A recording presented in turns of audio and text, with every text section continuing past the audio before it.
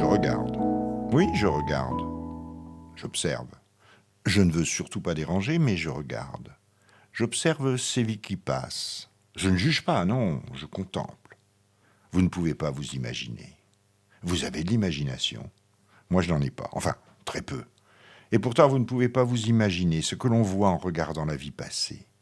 Imaginez-vous, assis à ma place, à observer ce que je vois. Je vous assure, cela vaut le détour. Il y en a pour tous les goûts. Si, je vous assure. Je parle ici de petites choses, de celles qui passent sous les radars, de ces réalités qui ne font pas de bruit. Je parle de petits détails insignifiants, de comportements qui, imperceptiblement, changent, se transforment. C'est ce que d'aucuns appelleront l'évolution. Mais lorsque, comme moi, on a le temps de se poser, de simplement s'asseoir au milieu des autres et de rester sans mot dire, muet, sans mot dire, alors on s'aperçoit. Mais dois-je le dire? C'est comme un collier de perles où chaque perle prise à part n'est presque rien, mais en sautoir, cela prend une autre ampleur. Ça rayonne. C'est une autre dimension. Oh, je sais, il faut avoir le temps. Ou peut-être il faut simplement le prendre, ce temps.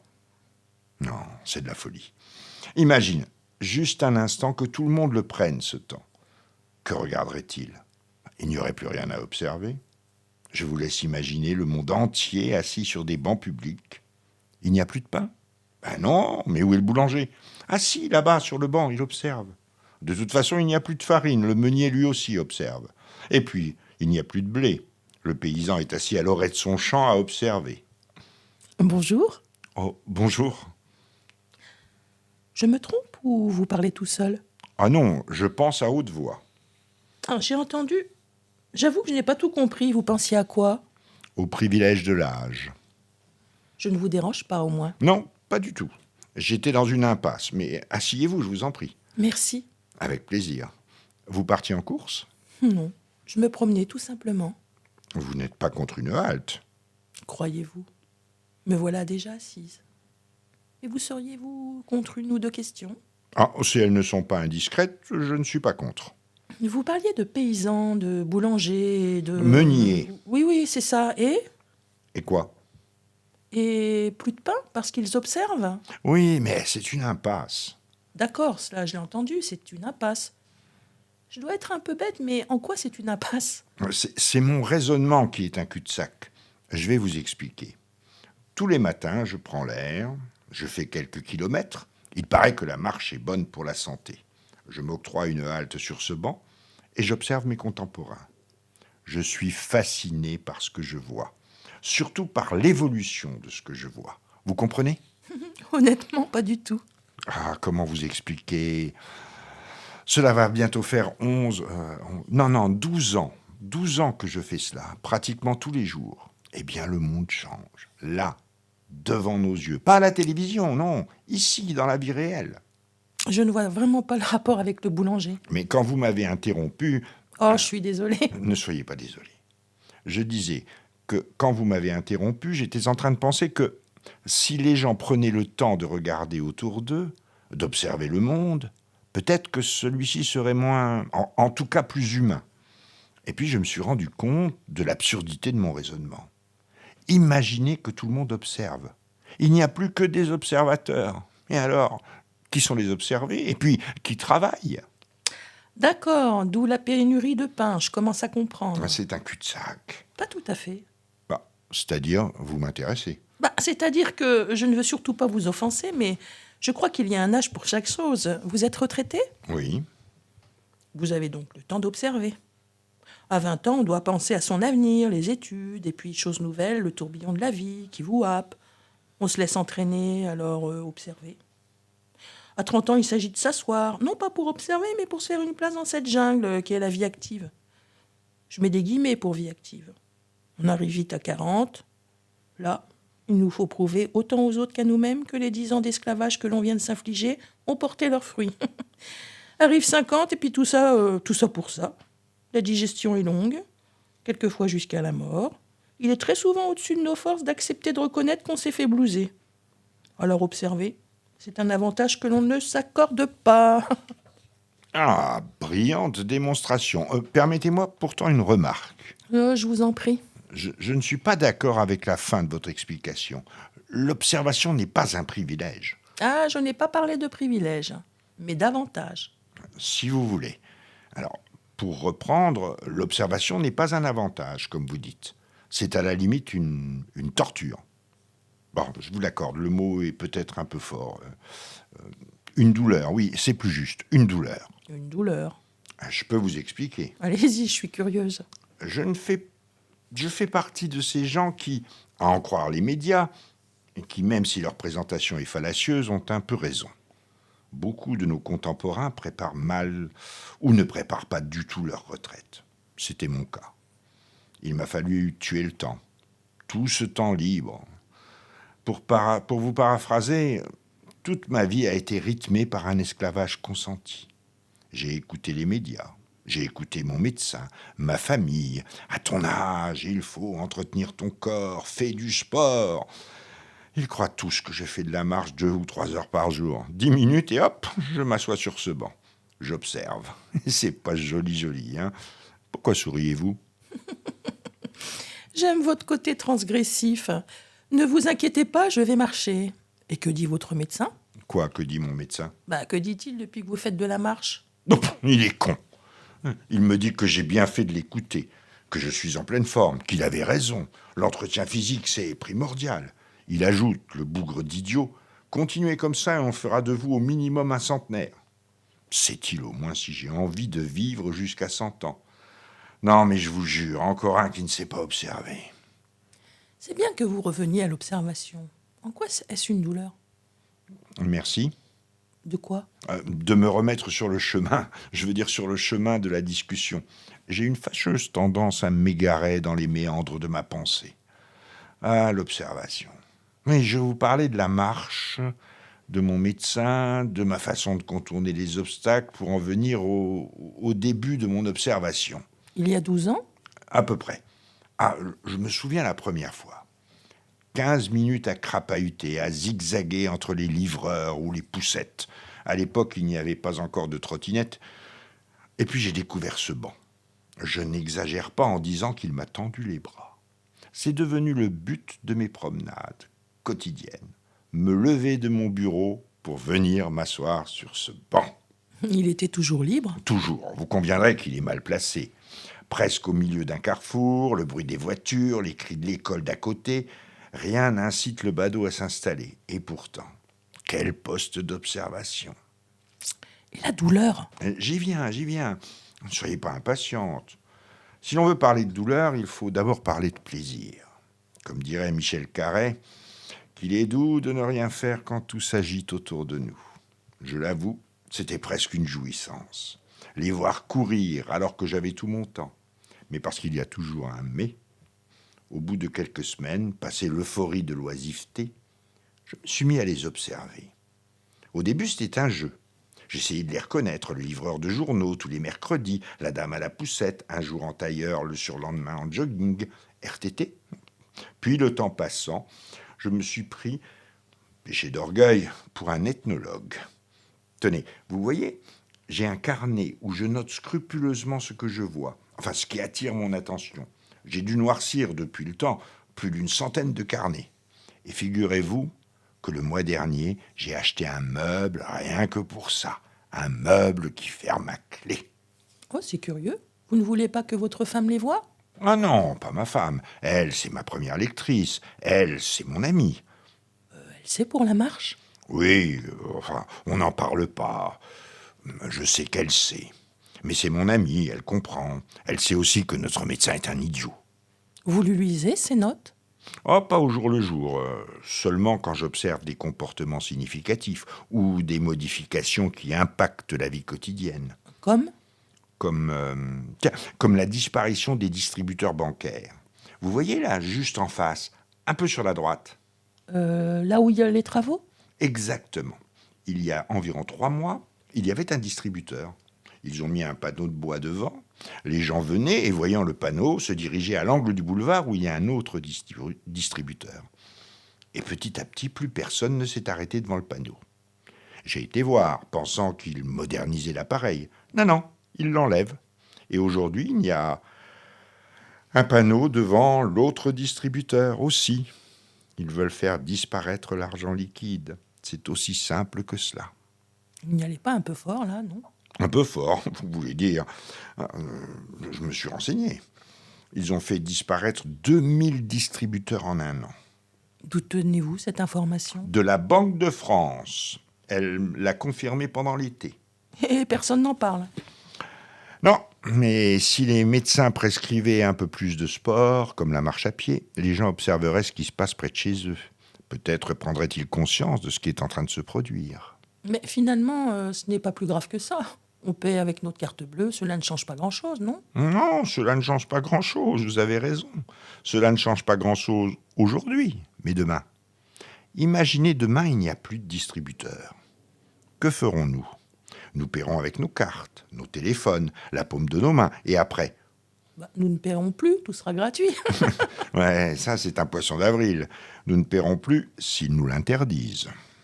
Et pourquoi voudriez-vous qu'ils nous l'interdisent? L'argent, c'est le nerf de la guerre. Encore une fois, vous avez raison. C'est le nerf de la guerre. Mais je crois que nous ne parlons pas de la même guerre. Une autre chose que je note souvent au fil de mes carnets, C'est la morosité croissante. Cette morosité qui gagne petit à petit l'ensemble de nos contemporains. je ne suis pas morose. Oh, ça c'est vous qui le dites. Hein. Comment ça? C'est moi qui le dis. Si j'étais morose, je serais quand même la première à le ressentir. Ouais. Il y a quelques années, je venais déjà m'asseoir ici. Oui, bien sûr, ce n'était pas aussi gai et aussi facile qu'aujourd'hui. Mais en faisant un peu attention au Condé, on pouvait rester quelques heures et l'observation valait son pesant de cacahuètes. Je ne vois vraiment pas le rapport avec ma prétendue morosité. N'allons pas trop vite en besogne, si vous le voulez bien. Regardez, vous voyez à côté des travaux, il y a une pharmacie. Eh bien, à cette époque, il y avait pour entrer dans la pharmacie une queue d'au moins 30 mètres. C'était une épidémie. Une épidémie de queue. Les gens qui faisaient la queue n'avaient pas l'air plus malades que vous et moi. Pourtant, quand ils sortaient, ils étaient malades. Bien portants, mais malades. Alors peut-être que vous êtes morose sans le savoir. Vous croyez? Pour ça, il faudrait mettre au point un test de morosité. Vous rigolez? Un test que l'on s'enfonce dans le nez, comme au temps de la pandémie. Non, cela ne donnerait rien. Ou alors il faudrait s'enfoncer jusqu'au cerveau. Plus sérieusement, quand, comme moi, on observe, on se rend compte très vite que si l'individu pris isolément n'est peut-être pas morose, quand il est en troupeau, c'est autre chose. Vous les avez observés? Ils regardent tous dans la même direction. Mais ils ne regardent pas la lune, non, ils voient que le doigt. Un doigt qui leur dit à gauche, à droite, derrière, non, devant. C'est ce doigt qui les rend moroses. Ah, j'ai compris. Vous avez compris quoi? Je n'ai pas vu le doigt, c'est pour ça que je ne suis pas morose. Mais dites-moi, dans vos observations, le doigt se manifeste comment? Tenez, regardez la vieille dame qui veut traverser. Elle s'est arrêtée, vous la voyez? Oui, et? Elle n'a pas pris les nouvelles habitudes. Elle attend. Et regardez les automobilistes. Ils se demandent pourquoi elle ne traverse pas. Ils ralentissent, s'arrêtent presque, et voyant qu'elle ne s'engage pas, ils accélèrent. 3 accidents la semaine dernière. Je ne vois pas le rapport avec le doigt. Le doigt, c'est eux, ceux qui changent les règles tout le temps et pour des choses insignifiantes. Si bien que le quidam ne sait plus ce qu'il doit faire. Pour certains, le piéton est roi, il fait ce qu'il veut, quand il veut, et pour les autres n'ont qu'à se plier. Mais alors que pour d'autres, on s'engage si personne n'est engagé. Et ces hésitations provoquent inévitablement des accidents. Là, vous marquez un point, c'est vrai. Dans le quartier, il est de plus en plus difficile de circuler en sécurité. Vous savez que cela me fait un bien fou de discuter avec vous. Ah bon, merci. Mais pourquoi? Parce que vous utilisez toujours les bons mots. Pas à bon escient, mais les bons mots tout de même. Comme la guerre, la sécurité. Ces mots dont les doigts nous rabattent les oreilles. C'est tout juste s'ils ne nous disent pas qu'il faut faire la guerre pour notre sécurité. Vous avez entendu ça où? Partout, si on écoute entre les mots. Alors là, je suis curieuse. Très bien. Combien d'exemples voulez-vous? 2, 3, 6? 2 me suffiront. D'accord. On va faire chronologique. Souvenez-vous, en 2020, le 16 mars, pour être précis, allocution présidentielle, il répétera 6 fois « Nous sommes en guerre ». Et dois-je vous rappeler les éléments de langage utilisés comme mobilisation générale, union nationale, hôpital de campagne du service de santé des armées, l'ennemi, les armées, tout ça pour notre sécurité. Cela a réussi ? C'est une question que je vous pose. Oui, oui, du moins je le pense. Moi, je pense le contraire. Cela a réussi, oui, à diviser les Français. Des exemples, les essentiels et les non essentiels, les bons citoyens et ceux qu'on a envie d'emmerder, la distanciation d'1 mètre entre chaque Français et cerise sur le gâteau, on ne pouvait même pas rendre visite à nos parents en EHPAD. On les a laissés mourir de solitude en toute sécurité. Et vous appelez ça une réussite ? Bah dis donc, là, vous cherchez la petite bête. Hein. Je n'ai pas vécu cette période de cette manière. Ah, je serais curieux de savoir comment vous l'avez vécu. Oh, très simplement, j'ai obéi et puis je me suis concentrée pour que ma vie soit la meilleure possible avec toutes ces restrictions. C'était un combat ? Oui et non. Un challenge, je dirais plutôt. Et vous ne trichiez pas ? Oh non. Vous êtes sûr ? Même pas un petit peu ? Non, non, vraiment, non. Vraiment, non. Voilà Non, des noms qui veulent dire oui. Hein. Allez, dites-moi. Tiens, pour vous mettre à l'aise, je vais vous raconter une ou deux de mes tricheries. Vous vous souvenez qu'on ne pouvait sortir que muni de nos auto-attestations ? Eh bien, j'inscrivais la date et l'heure de sortie au crayon de papier et muni d'une gomme, je partais faire mon tour. Au bout de 50 minutes, je gommais consciencieusement l'heure inscrite pour mettre la nouvelle qui me permettait de rester dehors 1 heure de plus. Je m'asseyais sur ce banc et une fois les Condés sont arrivés, ni une ni deux, je me suis mis la main sur la poitrine, j'ai respiré bruyamment, eh bien vous me croirez si vous voulez, mais ils se sont approchés et m'ont dit d'enlever mon masque pour mieux respirer. Ne me dites pas que vous n'avez, vous non plus, pas joué avec les marges. je n'appelle pas ça tricher. Ah bon ? Et comment vous appelez ça ? J'appelle ça s'arranger. Donc vous aussi, vous avez pratiqué de petits arrangements. Bah, si promener mon chien, puis celui de la voisine, vous appelez ça un arrangement, alors peut-être que oui. Vous voyez ? Moi, c'était la gomme, vous, c'était le chien de la voisine. Chacun fait avec les moyens du bord. Ce n'était que des ajustements. Je trouve que globalement, nous avons été très obéissants. D'ailleurs, c'est certainement grâce à cette discipline collective que nous avons pu surmonter cette pandémie. Vous ne pouvez pas nier que globalement, nous avons tous respecté les règles. C'est sûrement cela qui nous a sauvés. Vous voulez dire que l'effet troupeau nous a sauvés. Encore une fois, vous utilisez les mots justes. Discipline, respect des règles. En temps de guerre, c'est exactement les consignes qu'il faut appliquer. Et globalement, comme vous dites, on les a respectées et le but a été atteint. Vous voyez, vous êtes d'accord. Je n'ai pas dit quel était le but. Bah, le but, c'était de sortir de cette pandémie. Ou de nous tester, C'est-à-dire, de questionner notre docilité. vous n'allez tout de même pas me dire que c'est ce que vous avez observé depuis ce banc. Et pourtant, je vais vous le dire. Je vais vous dire que la disparition des deux distributeurs d'en face est bien acceptée, que je n'ai vu aucun mouvement d'humeur de ceux qui, surpris, ont remballé leurs cartes. Mais la question est pourquoi ? Et vous avez donné la réponse. Aujourd'hui, on peut payer 1 euro avec sa carte. Ils nous ont habitués à cela. Comment ? Le fameux grand virus qui se propageait à la vitesse de la lumière. Et il était si contagieux qu'il pouvait se transmettre par l'argent. Alors les magasins se sont équipés de machines à payer, mais surtout, on nous a tous incités à payer avec notre carte sans contact.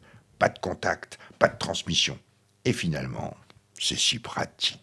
Alors là, tout à fait d'accord. Et puis nous y gagnons tous en sécurité. Plus d'argent dans la caisse du magasin, plus de cambriolage, plus d'erreurs dans le rendu de monnaie. C'est la sécurité pour le consommateur. Bref, que des avantages. Ah, encore une guerre de gagnée, hein ? Je ne vois vraiment pas le rapport avec ce test de docilité. Que je paie en liquide ou avec ma carte, je dépense la même chose. C'est là précisément où est le doigt. Vous regardez ce doigt et pas la lune. Vous avez dans la tête le guidon, vous regardez le ruban de bitume juste devant vous, sans vous préoccuper de la destination. Bah, ce n'est pas bien de regarder où l'on roule. Moi, je crois que si, hein. Cela nous permet, par exemple, d'éviter un trou et de nous retrouver au fossé, non ? Encore une fois, vous avez apparemment raison. Non, je suis dur. Vous avez partiellement raison. J'ai donc partiellement tort ? Je ne dis pas cela. Oh, quand même un peu, hein. Disons qu'a priori, pour voir la Lune, il faut savoir regarder dans quelle direction. Et pour cela, il nous faut regarder le doigt.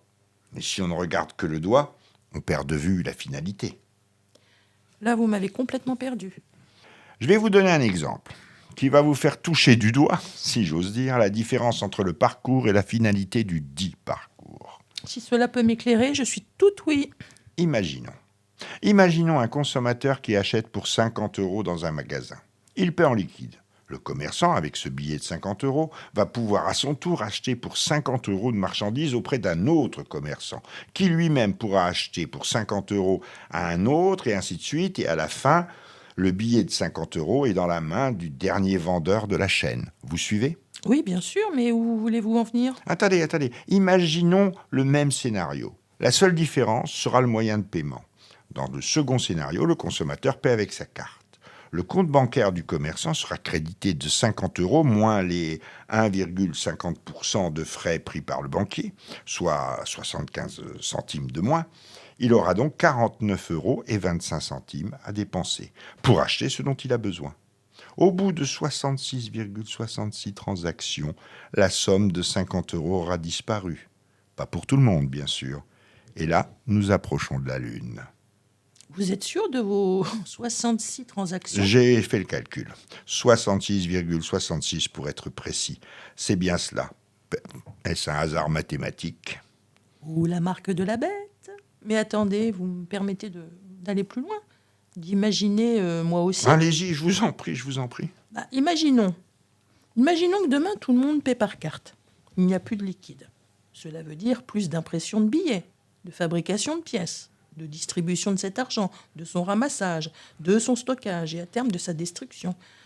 Que d'économies pour les banques. Les 1,5% deviendront quasiment 100% de bénéfices. Bravo, vous vous apprêtez à allunir.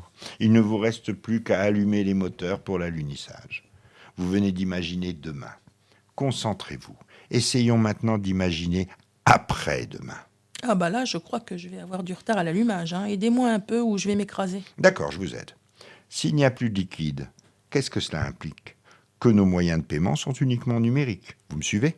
Jusqu'ici, tout va bien. Donc demain, à partir de la hausse des bénéfices de nos banquiers, on peut aussi imaginer, imaginer le manque de convivialité de certains paiements pour quelques petits travaux qui devraient passer sous les radars. Ça ne sera pas très bon pour la cohésion sociale, non ? Oui, si, c'est vrai. Je n'avais pas pensé à ça. C'en est fini de la peinture en gendarmerie alors, mais pour nos cours, cela ne changera rien. Demain, non. Le banquier saura simplement que vous avez dépensé 80 € au supermarché du quartier comme aujourd'hui, quand vous payez par carte. Mais avec un peu d'imagination, on peut se dire qu'après-demain, il saura précisément ce que vous avez acheté dans votre magasin préféré. Et ça changera quoi? Si on regarde le bout du doigt, rien. Mais si on se prépare à allunir, beaucoup de choses. Propulsons-nous dans 4, 5 ou 10 ans. Imaginons qu'un nouveau confinement soit décrété. Pour une raison que ma raison ne comprend pas, mais peu importe. Nous n'avons pas le droit de sortir au-delà d'un rayon de 3 km de notre domicile. Malgré cela, nous avons besoin d'acheter, je ne sais pas moi, disons un radiateur. Mais le magasin de bricolage est à 4 km de notre domicile. Eh bien, paiement refusé. Et si l'on pousse le bouchon un peu plus loin, on peut même imaginer le retrait directement sur notre compte d'une amende de 200 €, par exemple, pour sortie illégale de notre zone de confinement. Me dites pas que vous croyez à tout ça. Je l'imagine, mais avouez que c'est plausible. Vous imaginez ça à cause de vos observations? En grande partie. Vous m'aviez proposé 2 exemples. Quel est le deuxième? C'est vrai. Mais avant d'en venir à celui-ci, j'aimerais vous poser moi aussi une question. Vous êtes d'accord ? Je vais vous faire la même réponse que la vôtre, si ce n'est pas indiscret. J'y répondrai avec plaisir. Non, rassurez-vous, les gens de mon âge ont encore du savoir-vivre. Alors allez-y.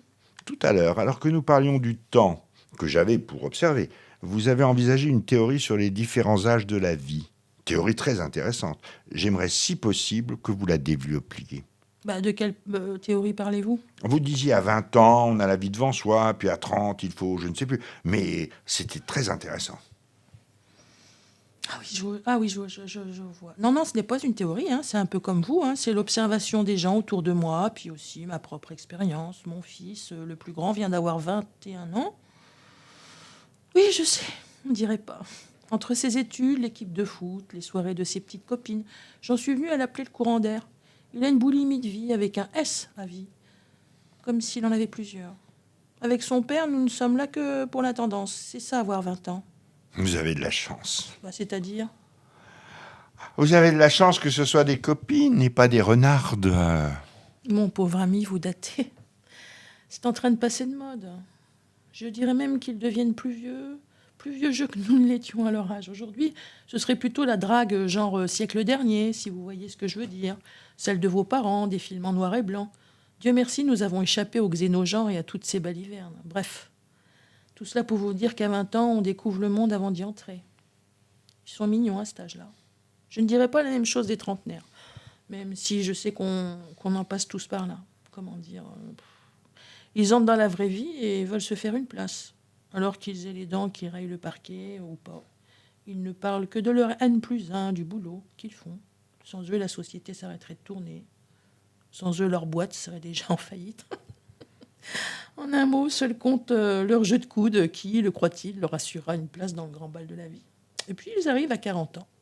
10 ans ont passé, les coudes sont fatigués. Non, ils se rassurent, ils ne font pas tout cela pour rien. Ils ont assuré des enfants, une maison, aussi grande que celle de leur N+1. Puis le temps passe et il ne les attend pas. 50 ans sonnent déjà à la porte. On se retourne. Ah oui, parce que c'est mon cas aujourd'hui. Cela me fait du bien de parler avec vous. Je me dis qu'il y a peut-être une vie après tout ce temps perdu à courir. Après je ne sais quoi, une espèce de miroir aux alouettes. Savez-vous que j'en ai autant à votre service? Oui, moi aussi, ça me fait du bien de parler avec vous. Vous venez en quelque sorte de me rassurer sur l'avenir de notre humanité. Le seul bémol, c'est qu'il faille attendre 50 ans pour commencer à se poser les vraies questions. Nous devrions donner des cours de vie, dire aux jeunes générations que nous ne sommes pas faits pour l'esclavage, même consenti. En tout cas, merci. Ah ben moi, je vous dirai merci quand vous m'aurez donné votre deuxième exemple. On peut dire que vous avez de la suite dans les idées, hein? Je suis surtout très très curieuse. Vous entendez? Ah, c'est la sonnerie de l'école, ça.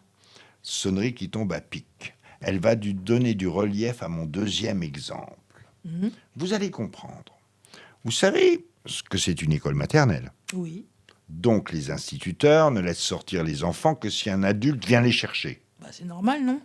Tout à fait. Alors on va faire un petit jeu. Vous allez vous occuper du trottoir d'en face, vous voyez l'angle du boulevard, Oui. et la pharmacie. Oui, bien sûr. Vous allez compter le nombre d'enfants en bas âge qui, avec leurs parents, passent sur cette portion de trottoir dans un sens ou dans l'autre, peu importe. Moi, je vais m'occuper de ce trottoir-ci depuis le boulevard jusqu'au panneau de priorité au vélo. On va faire cela pendant, on va dire une dizaine de minutes. Et Vous verrez, vous êtes prête? oui, Alors allons-y. d'accord. 1, 1, 2, 2, 3, 3, 4, 4, 5, 6, 7. 8, 6, Oh, je ne vois pas où vous voulez en venir. 7. Vous en avez compté combien? 8.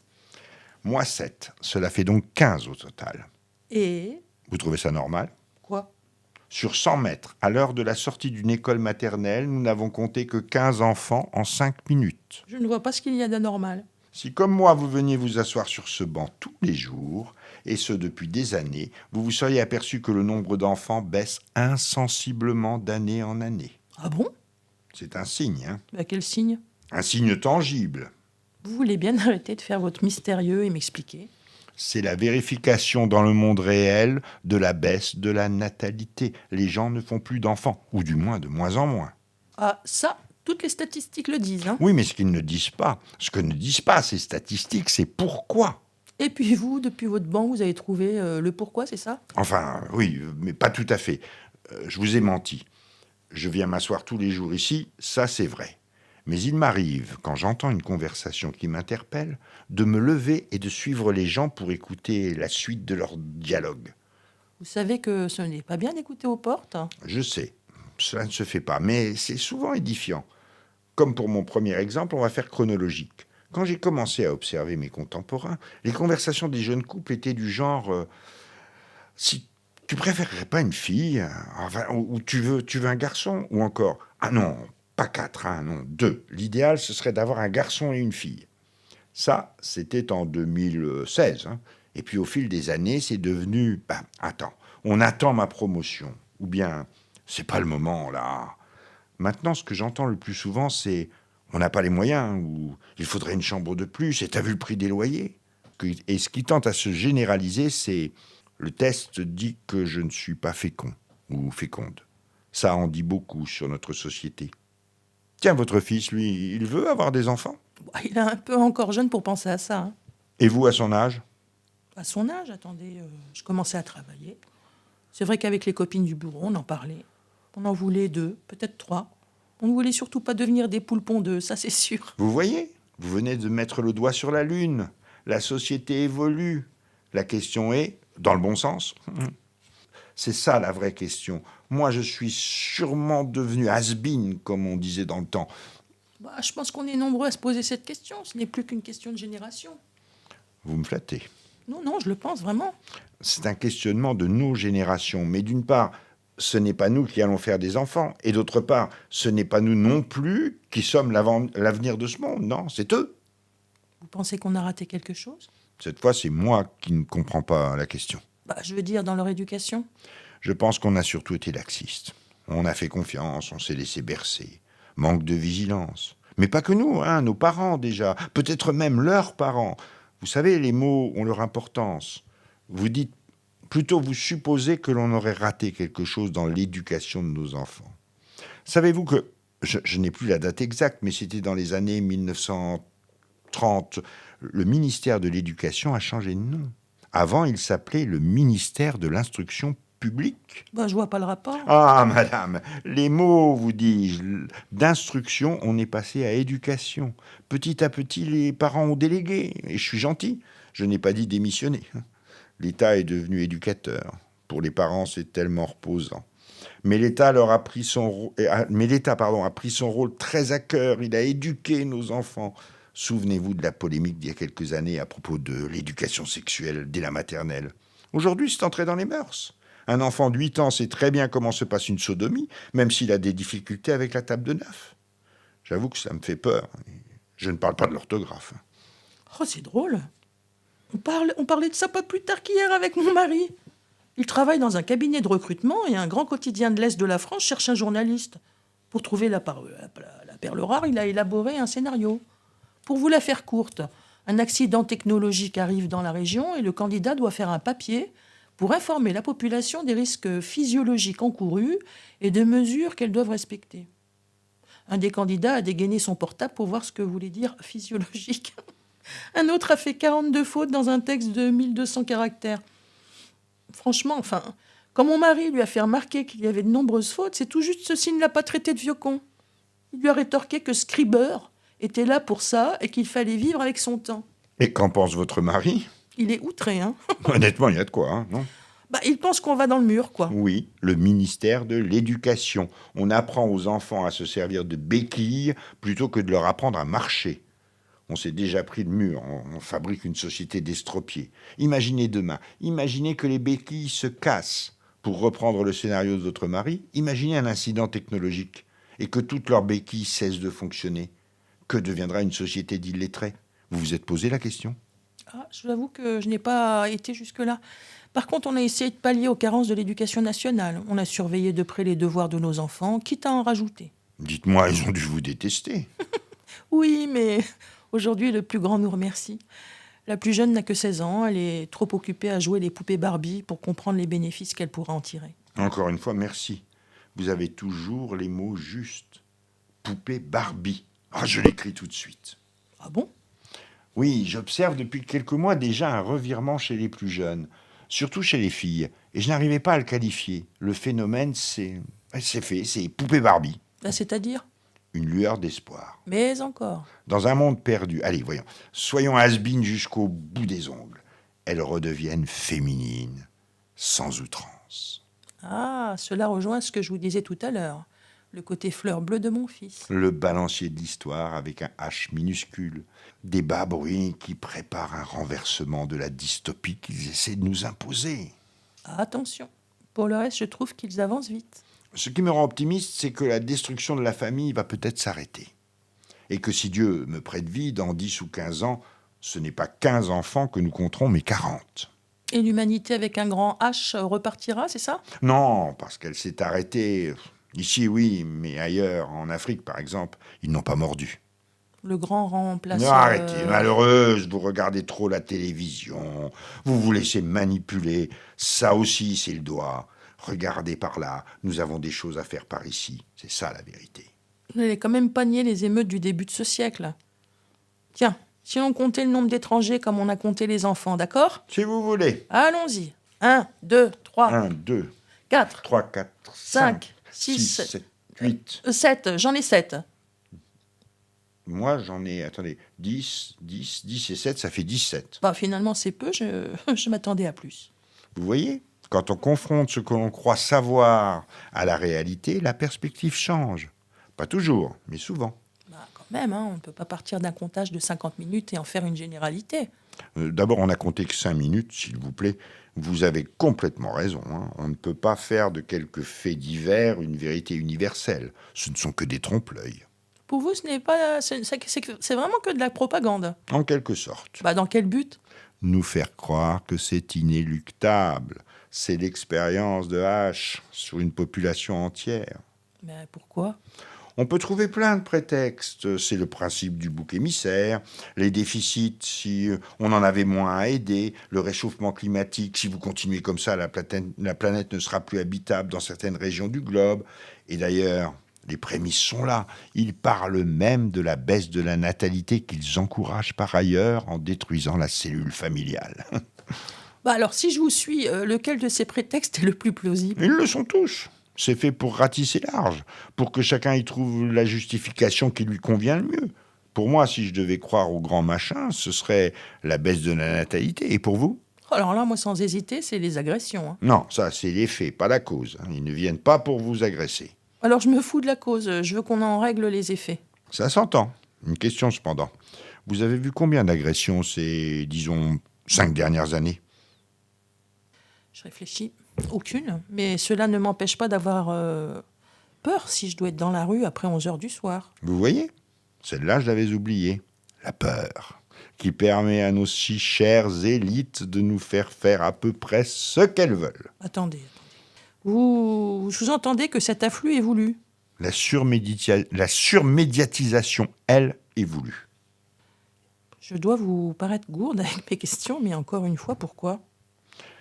Ah, j'en reviens au doigt et à la lune. Le doigt nous dit chaque jour que nous sommes envahis et qu'ils ne nous veulent pas que du bien. Mais regardons la lune. La première chose qu'elle nous dit, c'est à qui profite le crime?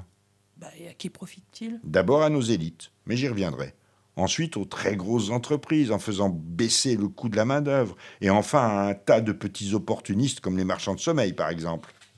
Bah alors les élites? Un mot. Le mot qu'ils adorent, qu'ils vénèrent, la peur.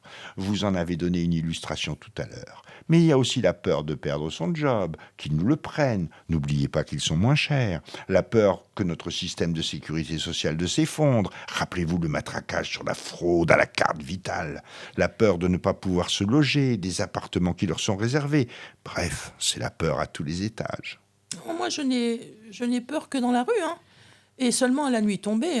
Je dois avouer que dans la journée, c'est un sentiment que je n'ai absolument pas, hein. Bravo, encore une fois, vous avez le mot juste.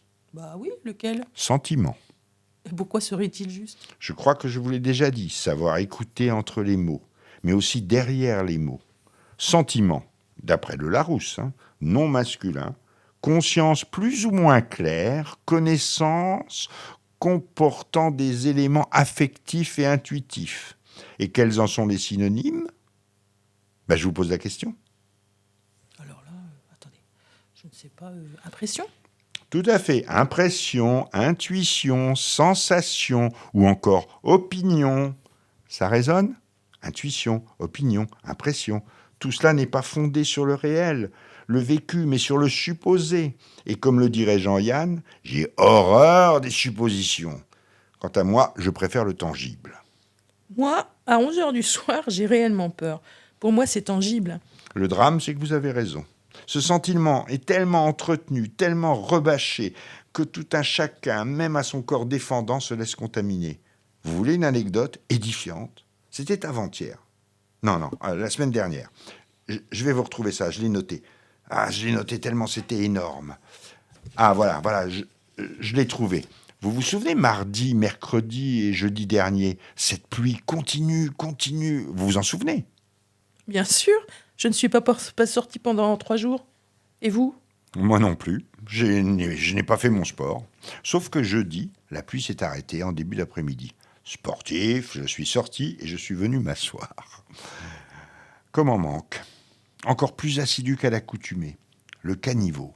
Celui-ci qui passe juste devant nous n'arrivait toujours pas à évacuer toute cette eau tombée depuis 2 jours.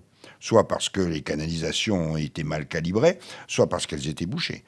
Toujours est-il que l'on aurait dit un torrent de montagne au printemps, le caniveau débordant de son lit. Et là, dans les yeux des passants, j'ai vu la peur. Vous n'exagérez pas un peu? Non, je vous assure, je lisais dans leurs yeux une vraie peur. De quoi, je vous demande? D'être emporté par ce fougueux ruisselet? Ils ne savaient peut-être pas nager.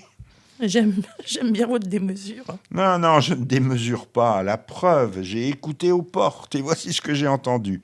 Imaginez-vous un couple presque arrêté, contemplant ce ruisseau caniveau, et lui disant « Il fallait bien qu'un jour ou l'autre ça nous arrive. » Elle, depuis le temps qu'il nous en parle, lui, heureusement que la pluie a cessé, elle. 1 ou 2 jours de plus et c'était la catastrophe. Elle a raison.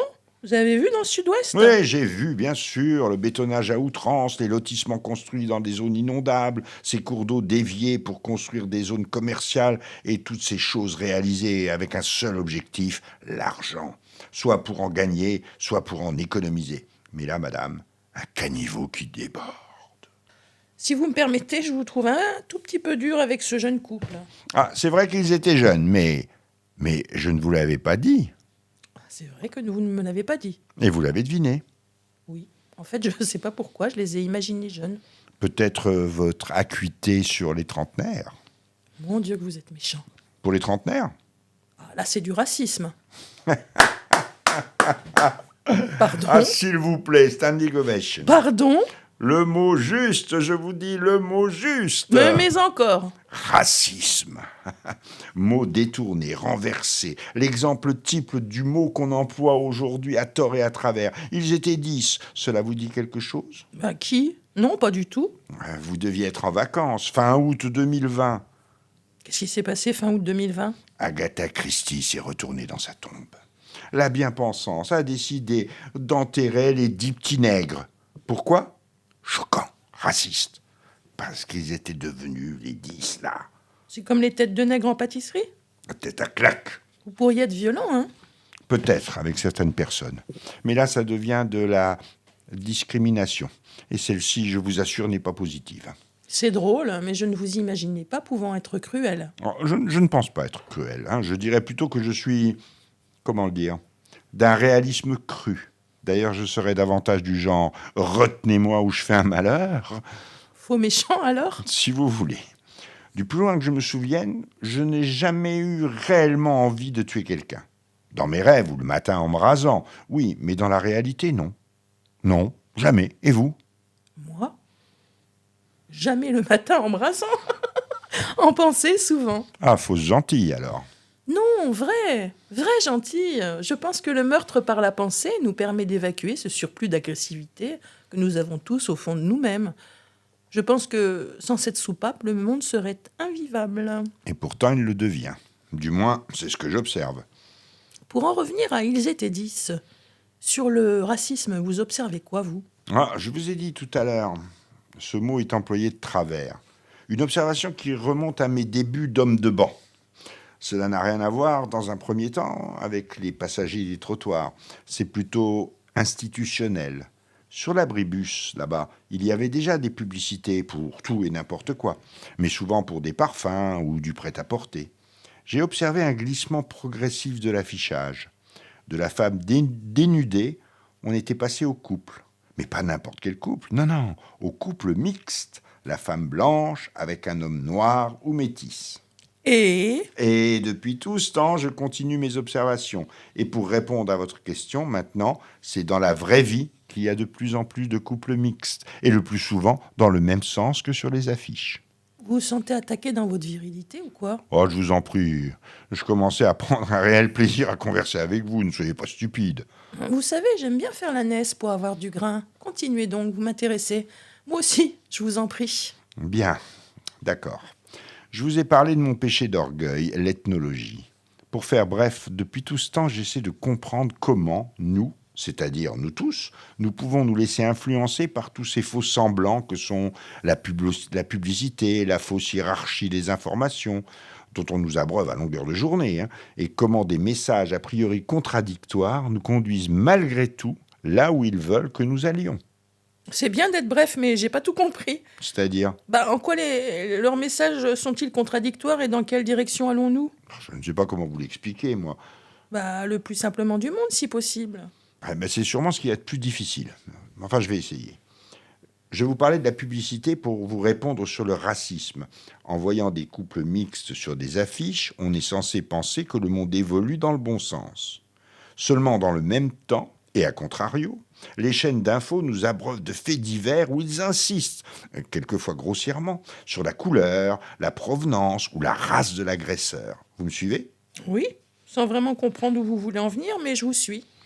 Je veux en venir que, dans les deux cas, c'est le doigt qui vous montre devant, qui vous montre derrière. Du coup, il y a ceux qui vont devant et puis ceux qui vont derrière. Et une scission s'opère.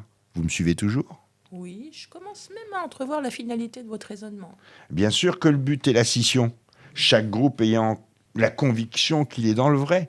Pourquoi ? Parce que personne n'a cherché à voir la Lune. Et que serait-il arrivé s'ils avaient cherché? Comme moi, ils seraient restés assis sur le banc. Goguenards, ils auraient regardé toutes ces élites gesticuler pour les obliger à prendre parti. Mais attention, ne me faites pas dire ce que je n'ai pas dit. Ce que je pointe du doigt, attendez, pour vous montrer la Lune, que ce soit bien clair, c'est que dans les deux cas, c'est la généralisation du discours, tant pour la publicité que pour les faits divers, qui est problématique. Pourquoi? Parce que le passant moyen se sent obligé de prendre position, alors que rien ne l'y oblige. C'est ça qui est très fort. En quoi est-ce fort? Pour vous paraphraser, je vais vous donner de l'avoine. Ce qui est fort, c'est que tout un chacun a le sentiment de faire son choix en toute liberté, en toute indépendance et sans aucune pression. Et pour vous, ce n'est pas vrai? Non. Explicitez, s'il vous plaît. Non, ce n'est pas vrai parce que tout à l'heure, vous avez fait une brillante description des différentes étapes de la vie. Mais vous n'avez pas parlé de l'adolescence. Il y a une chose qui caractérise l'adolescence que nous avons tous été. C'est la volonté que l'on a à cet âge d'être unique, tout en revendiquant avec force son appartenance au groupe. Je pense que cela perdure jusqu'à notre mort, dans le sens où nous n'aimons pas nous sentir seuls. Combien de fois ai-je entendu des réflexions du genre « Cela me fait du bien ce que tu me dis, je pensais être le seul à... » Pour l'immense majorité, c'est impératif de faire partie du groupe, quel que soit le groupe d'ailleurs. Surtout, ne pas rester seul. C'est ce que j'appelle le masque social. Peu de gens savent qu'ils en portent un, et parmi ceux qui en sont conscients, peu savent qu'il est interchangeable ou que l'on n'est pas toujours obligé de le porter. Ce qui me fait dire que la majorité n'est ni libre, ni indépendante, et qu'elle subit des pressions, ne serait-ce que celles du groupe. Et ils le savent, ils en usent, ils en abusent. Pour que cela s'arrête, il faudrait que les gens acceptent l'idée que l'on peut paraître sans masque. Dis donc, drôlement intéressant votre histoire de masque. J'adhère complètement. Sauf que je pense qu'il est impossible de paraître sans masque. Que ceux qui nous paraissons sans masque, au mieux, on est vulnérable. Au pire, on se fait tuer dans la minute. Vous avez des exemples de gens sans masque, vous? Je veux dire, J'en ai un, on peut le connaître, bien sûr. mais encore. Il est là. Nous. Vous voulez dire nous, ici et maintenant? Oui, c'est ce que je dis. Nous, ici et maintenant. Je vois à votre tête que vous n'êtes pas convaincu, je me trompe ? Je ne sais pas, déjà que je n'avais pas réellement conscience que j'en portais un.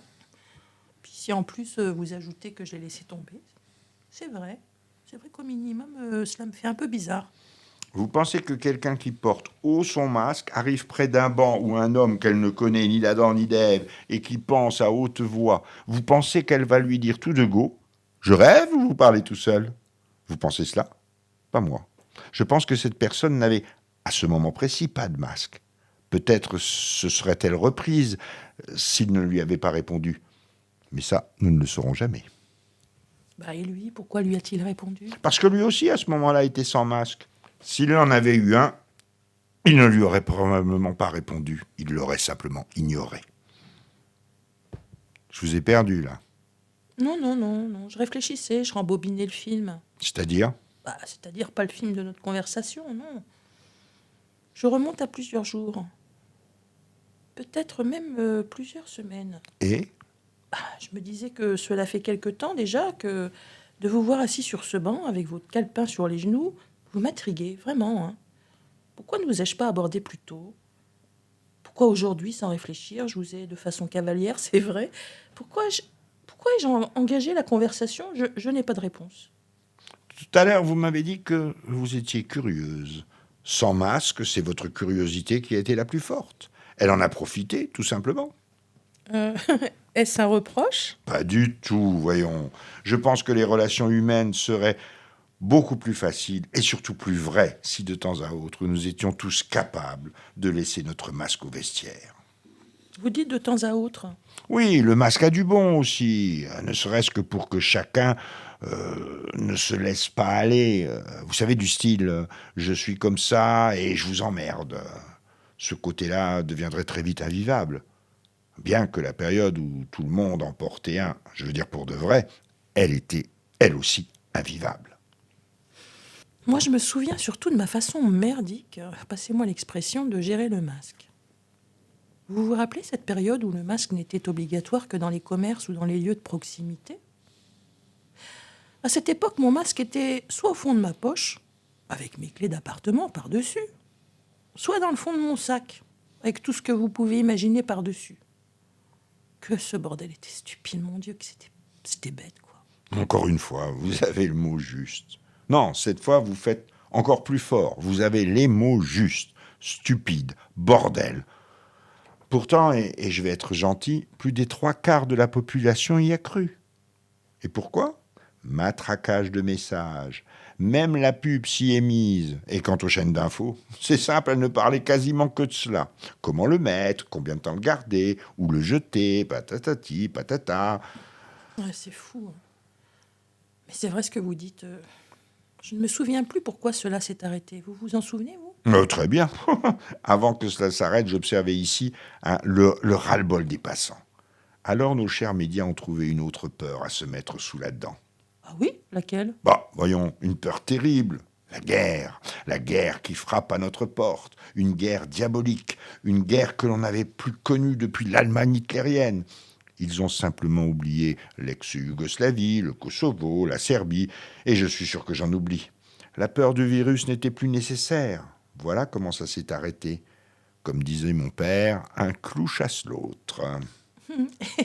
Et avant lui, Cicéron, enfin lui, il parlait de l'amour et pas de la peur. Quel glissement. Pas tant que ça, peut-être ont-ils peur de l'amour, tout simplement.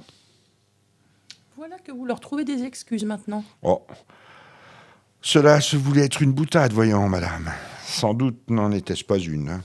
Quand on voit avec quel acharnement ils divisent, ils ostracisent, on se demande quelquefois ce qu'ils ont dans la tête à vouloir tout détruire comme cela. Vous vous souvenez très bien du nombre de fois où notre locataire a prononcé le mot guerre. Moi, je me rappelle, comme si c'était hier, la fois où il a dit « C'est plus dur de le réinventer quand tout n'a pas été détruit. » Il parlait de l'hôpital. Voilà ce qu'ils ont dans la tête, la destruction. Et nous avons voté pour ça. Beaucoup de gens n'ont pas voté pour lui. Ils ont voté contre, comme souvent, depuis des décennies. Il faudra quand même bien qu'un jour on se décide à voter pour... Bien sûr, mais pourquoi? Pour qui? Là est la grande question. C'est presque la quadrature du cercle. À mon tour de faire une boutade, si c'est rond, c'est pas carré. Et moi, je préférerais pour la conduite des affaires du pays que cela soit carré. On est beaucoup dans ce cas-là, vous savez. Je ne sais pas. Il m'arrive souvent, seul sur mon banc, de rêver.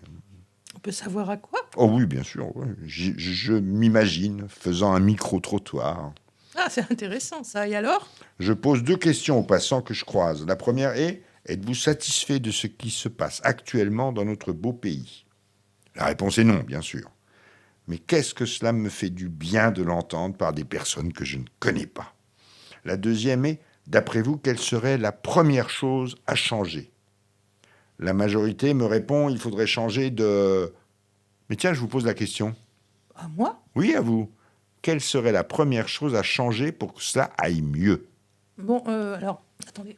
Sans réfléchir comme ça, au débeauté, je dirais les élites qui nous managent, là, qui nous gouvernent. C'est exactement ce que les gens me répondent dans mon rêve. Vous voyez, c'est du bon sens. Et c'est exactement cette réponse qui m'afflige et me rend triste. Ben, pourquoi? Parce que si le bon sens, c'est de simplement changer d'administrateur, alors nous restons des administrés, avec tout ce que cela veut dire. Mais encore. Un peuple qui fait là où on lui dit de faire. Quand j'étais jeune et beau je le suis resté, jeune c'est moins sûr. Bref, quand j'étais jeune, il y a eu une mode dont les LIP étaient le fer de lance. Cela s'appelait l'autogestion. Cela voulait dire prendre en main son destin, arrêter de défiler Bastille-Nation et se battre vraiment pour son avenir. Mais ça a été qu'une mode. Bah, je me souviens pas du tout de ça, moi. Mais vous êtes trop jeune, voyons. C'était au début des années 70. Bien sûr que ce n'a été qu'un feu de paille. Mais au moins, ils avaient eu le courage d'essayer. Je vous sens nostalgique d'un seul coup. Oh, que non, que non. Oh, non, non. Je fais ce retour en arrière non par nostalgie, mais pour questionner le présent. À cette époque, il y a eu une marche. La marche des 100 000. 100 000 personnes défilant à Besançon en soutien aux salariés de l'entreprise. Une mobilisation énorme. Les manifestants venaient de toute la France. Rappelons-nous que c'était le temps où les réseaux sociaux n'existaient pas. Serions-nous capables de la même chose aujourd'hui? Ce n'est pas de la nostalgie, c'est un questionnement. Et mes observations depuis ce banc, si minuscules soient-elles, ne m'invitent pas à l'optimisme. Même pas la moindre lueur? Oh si, bien sûr, des flamèches, de temps à autre, ici ou là. Notre conversation, par exemple. Mais cela n'est pas suffisant à éclairer l'horizon, c'est... Attendez, excusez-moi, mais là, je ne partage, mais alors pas du tout votre opinion. Hein. Vous avez des enfants? Parce que les enfants, c'est l'avenir, c'est notre avenir. Je pense que c'est comme cela qu'il faut regarder la vie. Ouais, j'ai 2 enfants, une fille et un garçon, trentenaires tous les deux. Ça vous dit quelque chose? Ils vous diront que la vieillesse est un naufrage, que notre génération est dépassée, qu'il faut s'adapter à la marche du monde, ne pas vivre dans le passé ou avec le passé comme référence, mais qu'il faut vivre au présent. Et c'est eux les forces vives, c'est eux qui forgent l'avenir. Dites-moi, vous m'avez l'air bien remonté, là. Non, je leur en veux pas. N'oubliez pas ce que je vous ai dit tout à l'heure, notre laisser-aller, le ministère de l'Éducation, tout cela a façonné cette génération. Une génération d'estropiés de la vie, une génération qui ne peut se mouvoir qu'avec des béquilles. Nous avons, nous aussi, nos responsabilités. Bah, vous n'avez pas l'impression d'avoir fait de votre mieux? Ah ben si, bien entendu. Je peux aussi mettre ce masque, le masque du parent dépassé par les événements, ou celui du parent sûr d'avoir fait le maximum. Et après, ça changera quelque chose à la marche du monde? Hein? Ça changera quelque chose, comme ils disent? Vous me posez la question? Ben oui. Bah, je ne sais pas, moi. Les miens sont jeunes. Je suis encore dans la pratique. Je n'ai pas votre recul. Dans le mille, encore une fois le mot juste, recul. C'est ce qu'il nous manque. Et quand je dis nous, c'est les anciens, les actuels et les futurs parents. Prendre du recul, savoir lever la tête, ne pas se la laisser en permanence dans le guidon. Se retourner aussi de temps à autre, vérifier que le chemin parcouru ne nous mène pas dans une mauvaise direction. Mais surtout, ne pas laisser le troupeau nous emmener là où nous ne voulons pas aller. Vous avez l'impression que le troupeau vous a entraîné? Un peu. Comme tout le monde, hein. Votre théorie sur les âges de la vie est pour cela très juste. Ce n'est qu'après 50 ans que la plupart de nos contemporains se posent et regardent en arrière. Et là, c'est souvent la chanson de je ne sais plus qui, là. Hein. Tu la voyais pas comme ça, ta vie? Il est fatalement trop tard. Alors là, ça c'est juste. Hein. Vous savez, vous ne devriez pas passer tout votre temps à observer. Enfin, c'est mon avis, quoi. Ah bon, et qu'est-ce que je devrais faire? Observer, oui, mais partager. C'est-à-dire? Bah, je sais pas, moi, donner à voir, écouter les résultats de vos observations, écrire un livre, donner des conférences, aller jusqu'au bout de votre péché d'orgueil. Vous êtes drôle. Mais puis j'ai envie de le faire, et si oui, comment? Bah tiens, vous qui aimez jouer, imaginons que vous êtes devant un public. Vous venez de leur faire part de vos observations. Quelle serait la conclusion de cette conférence? Je sais pas, moi. Attendez, debout, debout. Vous êtes un conférencier et vous concluez. Allez-y, j'écoute. Ah bon. Pour conclure, je vais vous citer mon père père qui était plutôt du genre taiseux. Je devais avoir une petite vingtaine, vous voyez que c'était pas hier, mais je crois que ces mots sont toujours d'actualité. Il me disait « Retourne-toi souvent et demande-toi toujours si ce que tu viens de vivre est en adéquation avec l'idée que tu te fais de ta vie. Il n'y a que comme cela que tu ne regretteras rien. »